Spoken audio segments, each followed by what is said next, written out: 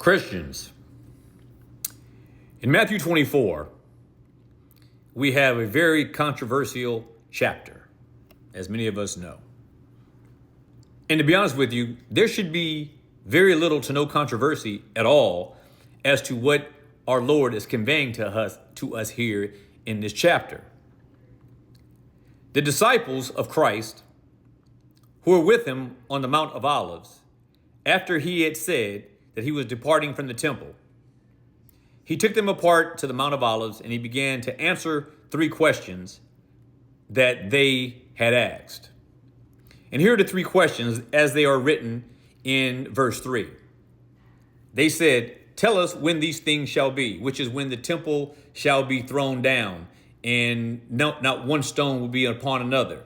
When would be the destruction of the Levitical priesthood, the destruction of the ceremonial law, and the destruction of the emblematic temple. Now, all those things would be destroyed. So they ask him 3 things. When shall these things be? Number 1. What shall be the sign of thy coming? Number 2. And what will be the end of the world, or the end of the age, as it is more accurately expressed. But in the following verses, down through verse 31, Christ answers these questions, all with the exception of one. He doesn't answer the first question. He doesn't answer the question when they ask, "Tell us when these things shall be." He never says when it's going to happen. He never says it's going to happen. But he does answer what shall be the sign of thy coming and of the end of the age. And he answers that in the next following verses, down through verse 31. And it's so strange to me because when debating a lot of these issues that are contained in Matthew 24 with a lot of my dispensational friends, they love to say whenever they're losing an argument, which is usually always, if anybody is able, they're always telling us to reflect on context. Context. Give me the context. Tell me what was said before this verse and after that verse. Next thing you know, you're at the beginning of Genesis, because whenever they can't answer a question, they got to take it somewhere else to try to find support. Things that they want you to explain, when actually all they want you to do is get to a point where there's something you can't explain so that they can go, aha, see, you were wrong. But let me explain something here when it comes to helping you interpret and understand exactly what is being said in Matthew 24 and when these things that Christ outlines are going to take place. So this is going to be a spoiler alert. So even though I'm going to go through all of the verses in this chapter, the spoiler alert takes place in verse 34. Actually, starting in verse 33. So let me bring out these 2 verses before I go through all of the verses where Christ talks about or he answers the questions of his disciples. In verse 33, he sums things up by saying, "So likewise you all, when you shall see these things, know that it is near, even at the doors." So he says, "So likewise you all." He's telling his disciples, "So likewise you, when you see all these things that he has just described in the previous verses, when you see these things, know that it is near, even at the doors." What is he talking about? What is near and even at the doors? The sign of his coming and the end of the age. And the end of the age. And I'm going to talk specifically as I go through about the sign of thy coming, because I want you to understand that it is not his coming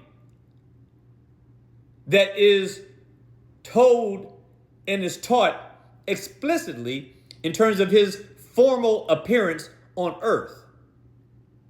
Because that's not what he's saying. What he is answering, he is saying, what shall be the sign of thy coming?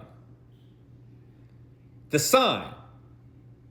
Not when are you coming, but what shall be the sign of your coming.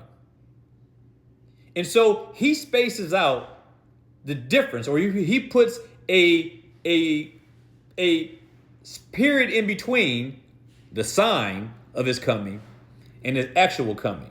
Now we know that his actual coming, he has always said that no man knows the hour or the day of his physical, formal return.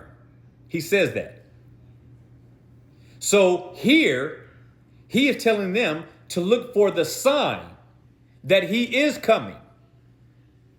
So that is what this is what verse 3 is talking about. But these are being answered. The sign of his coming and the end of the world. Not his actual coming, but the sign of his coming to do what he said was going to happen. The destruction of the Jewish system, the Jewish economy, Judaism. And then he says, in the end of the world, the end of the age. Because at the sign of his coming, it will be the end of the age. The end of the age, and how the end of the age, how it ends, that in itself is the sign of his coming. Now back down to verse 33, Jesus says, so likewise, when you see all these things, not when you see him, but when you see all of these things, because these things will be the sign of his coming. He says that when you see all these things, know that it is near, even at the doors. What? The destruction of the Jewish system. The destruction of the Jewish church and all of its administration and operations and functional aspects. All of those outward observations, all of those Levitical priesthood ordinances and rules and rituals and rites and Sabbaths and washings and the foods and all these things. That whole system would be gone as it has and as it still remains to this very day. But then he says in verse 34, verily, verily, I say unto you, Christians, this is probably the most important verse in Matthew 24, because it sums up when all these things that are spoken of are going to happen.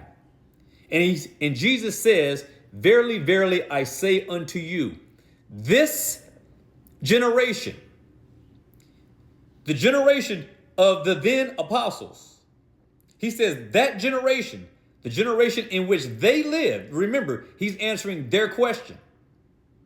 He tells them that this generation that you live in will not pass away until all these things are fulfilled. Stunning.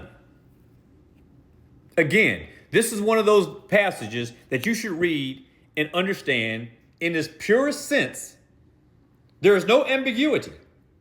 So everything that you read in Matthew 24, from verse 4 down through 32 or 33 and 34, Jesus says these things are going to happen in your generation, the generation that you now live in. A generation that is typically approximately 40 years in length. Go look at all the generations that are spoken about in the Old Covenant and in the genealogies of Matthew and Luke.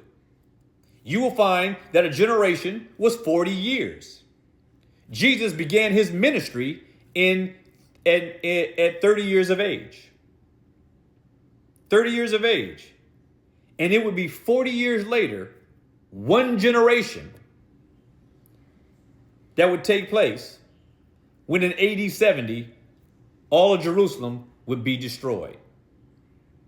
That generation did not pass until those things happened. And in AD 70, exactly at the end of the generation, Israel as a nation, civil and ecclesiastical, was destroyed.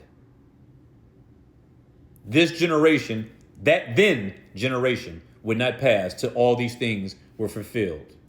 Be provoked and be persuaded.